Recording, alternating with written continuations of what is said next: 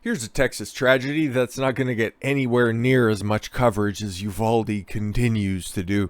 These precious people will never be forgotten. Devastated Texas family mourns a grandfather, 66 years old, that's not even that old, and his 4 grandkids after a Mexican Mafia hitman escapes prison bus and slayed them. Great, wonderful, fantastic. The loved ones of a grandfather and his 4 grandkids killed by an escaped convict in Texas this week are reeling following their senseless deaths. Yeah, how did this even happen? This is fucking bizarre. Community members turned out for a vigil in Houston suburb of Tomball to mourn the deaths of grandfather Mark Collins, 66, brothers Waylon, 18, Carson, 16, Hudson, 11, and Bryson, their cousin, 11. Ugh, God. Hope this ended with Gonzalo Lopez not getting back on that bus. Not because he wasn't able to, but because he was transported out in another vehicle heading to the morgue. 5 family members were slain on Thursday, soon after arriving on the weekend visit for the family ranch in Centerville, about 100 miles north of Houston, where a Mexican Mafia hitman, Gonzalo Lopez, was apparently hiding out from the escaping prison transport van in the area 3 weeks. 3 weeks ago, this motherfucker was on the run? Jesus. Lopez killed the family, stole their truck, as well as pistols and an AR-15 rifle. Oh my God, he was off to go commit another mass shooting, right?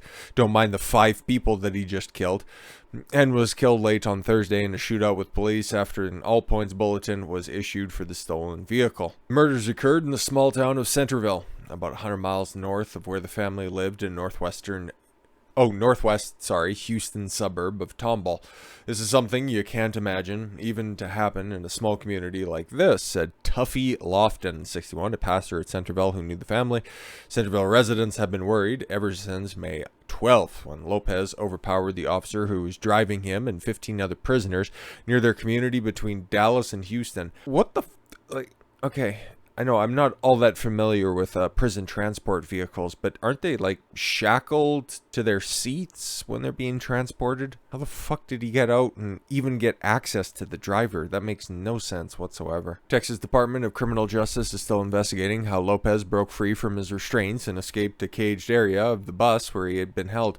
Yeah, exactly. This guy's not only a mafia hitman, but he's also a lockpick expert, or what the fuck? Following the escape, law enforcement vigorously patrolled, not that vigorously, Highway 7 and other roads in Centerville, escorting many of the city's nearly 1,000 residents to their homes to ensure they felt safe. State troopers, Texas Department of Criminal Justice officers, U.S. Marshal Services, Sheriff's Department from Leon County, which includes Centerville, searched the area for Lopez for weeks with no luck. Concerns over his whereabouts were justified.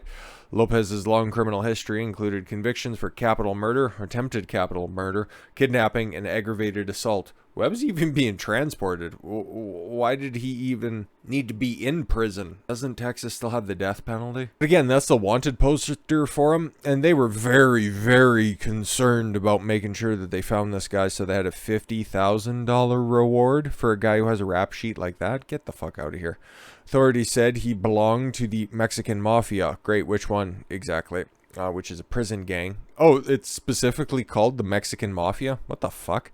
And was a contract killer for at least 2 drug cartels. Alright, again, this guy should have been just taken care of. In a confession to authorities, Lopez said that he had been on his way to Laredo to kill a restaurant and bar owner for the Mileno drug cartel and Nuevo, Laredo, Mexico, in 2004 when he became embroiled in a shootout with deputies who tried to stop his vehicle. What the fuck? Lopez escaped to Mexico with the help of the Mexican Mafia.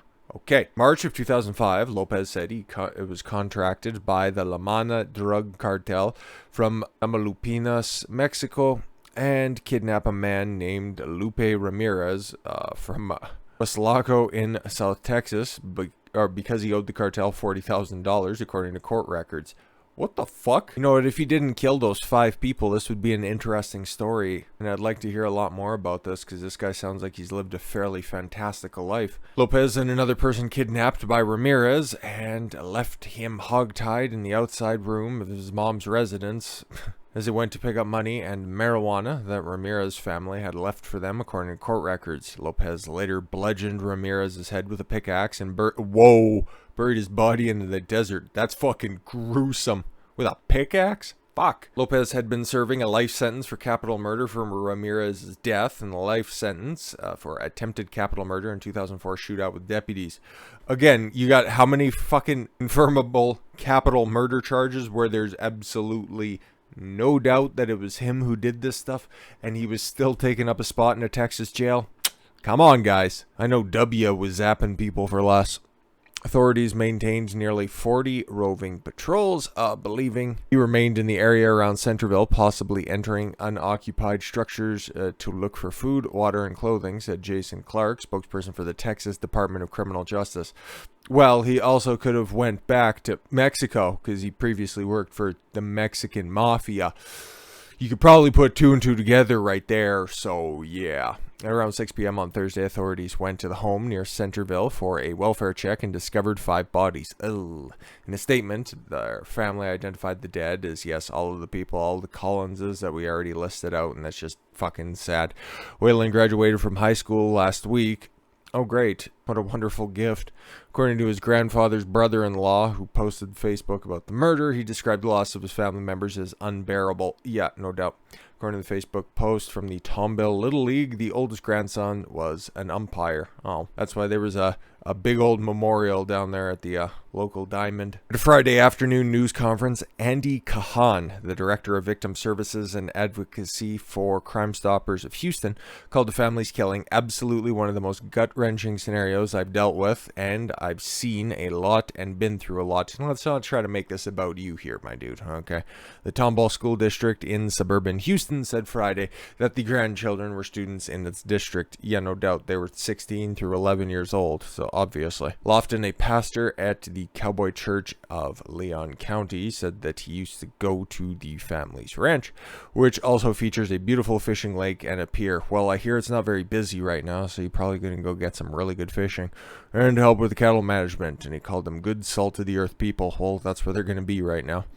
Authorities believe Lopez confronted the family on Thursday. The Leon County Sheriff's Office had not specified how they were killed. I hope it's not that old trusty pickaxe, because, oh, God, that would still be one hell of a way to go. Jesus. But yeah, if this guy was committing a whole bunch of crimes on both sides of the border, why wasn't he sent back? Because I don't necessarily think that this dude right here, he was, a United States citizen.